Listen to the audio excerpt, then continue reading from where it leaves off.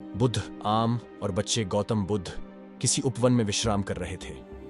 तभी बच्चों का एक झुंड आया और पेड़ पर पत्थर मारकर आम गिराने लगा। एक पत्थर बुद्ध के सर पर लगा और उससे खून बहने लगा। बुद्ध की आंखों में आंसू आ गए। बच्चों ने देखा तो भयभीत हो गए।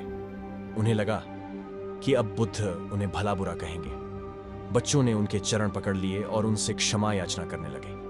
उनमें से एक बच्चे ने कहा, हमसे बड़ी भूल हो गई है। मेरी वजह से आपको पत्थर लगा और आपके आंसू आ गए। इस पर बुद्ध ने कहा, बच्चों, मैं इसलिए दुखी हूं कि तुमने आम के पेड़ पर पत्थर मारा तो पेड़ ने बदले में तुम्हें मीठे फल दिए, लेकिन मुझे मारने पर मैं तुम्हें सिर्फ भय दे सका।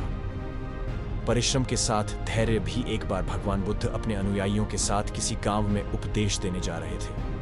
उस गांव से पूर्व ही मार्ग में उन लोगों को जगह जगह बहुत सारे गड्ढे खुदे हुए मिले। बुद्ध के एक शिष्य ने उन गड्ढों को देखकर जिज्ञासा प्रकट की, आखिर इस तरह गड्ढे का खुदे होने का तात्पर्य क्या है?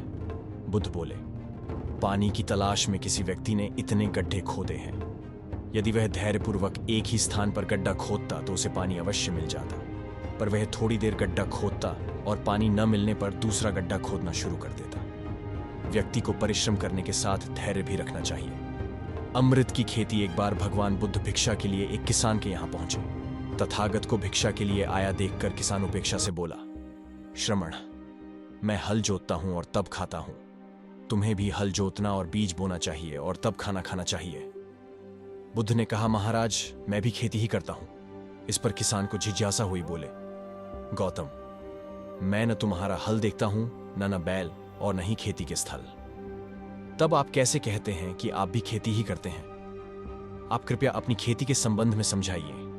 बुद्ध ने कहा, महाराज, मेरे पास श्रद्धा का बीज तपस्या रूपी वर्षा, प्रजा रूपी जोत और हल है। पाप भीरुता का दंड है, विचार रूपी रस्सी है। स्मृति और जागरूकता रूपी हल की फाल और पेनी है।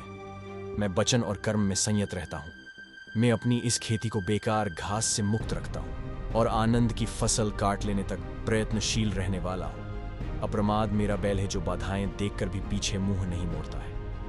वह मुझे सीधा शांति धाम तक ले जाता है। इस प्रकार मैं अमृत की खेती करता हूं। मृत्यु के उपरांत क्या? एक बार बुद्ध से मलुक्य पुत्र ने पूछा, भगवन, आपने आज तक यह नहीं बताया कि मृत्यु के उपरांत क्या होता है। उसकी बात सुनकर बुद्ध मुस्कुराए। फिर उन्होंने उससे पूछा, पहले मेरी एक बात का जवाब दो। अगर कोई व्यक्ति कहीं जा रहा हो, और भगवान बुद्ध देव और मनुष्यों के शास्ता थे, परंतु सबसे पहले वह मनुष्य थे। मनुष्य बढ़कर देवता बनता है, यह प्राचीन मान्यता थी। आज भी हम मनुष्यत्व के ऊपर देवत्व की बात करते हैं, परंतु बुद्ध ने इस क्रम को पलट दिया। उन्होंने कहा, यह जो मनुष्यता है वही देवताओं का सुगति प्राप्त करना कहलाती है। देवता जब सुगति प्राप्त करता है तब वह मनुष्य बनता है। देवताओं में विलास है, राग, द्वेष, ईर्ष्या और मोह भी वहां है। निर्वाण की साधना वहां नहीं हो सकती। इसके लिए देवताओं को मनुष्य बनना पड़ता है। मनुष्यों में ही देव पुरुष का आविर्भाव होता है, जिनको देवता नमस्कार करते हैं। मानवता धर्म का उपदेश देने वाले बुद्ध स्वयं मानवता के जीते जागते रूप थे। यहां उनके जीवन से संबंधित कुछ प्रसंग दिए जाते हैं, जिनसे उनके व्यक्तित्व में बैठी हुई गहरी मानवता का दर्शन होता है। भगवान का परिनिर्वाण होने वाला है। रात का पिछला पहर है। भिक्षु उनकी शैया को घेरे बैठे हैं। बुद्ध उन्हें उपदेश दे रहे हैं, कह रहे हैं, भिक्षुओं, बुद्ध धर्म और संघ के विषय में कुछ शंका हो तो पूछ लो। पीछे मलाल मत करना कि भगवान हमारे सामने थे पर हम उनसे कुछ पूछ न सके।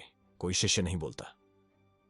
भगवान 3 बार कहते हैं पर कोई भिक्षु कुछ पूछने को नहीं उठता।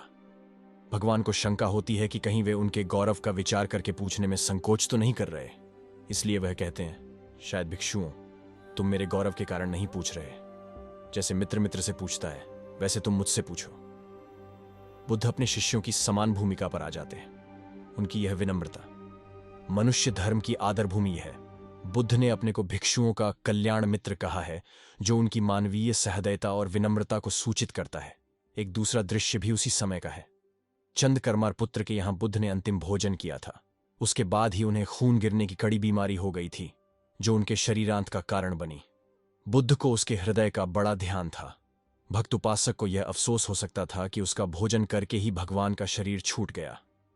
इसीलिए आखिरी सांस लेने से पहले उन्होंने आनंद को आदेश दिया, आनंद, चंद करमार पुत्र की इस चिंता को दूर करना और कहना, आयुष्मान तूने बद्दधा लाभ कमाया कि मेरे भोजन को करके तथागत परिनिर्वाण को प्राप्त हुए। जिसके हृदय में अगाध करुणा थी वह ऐसा क्यों न कहता।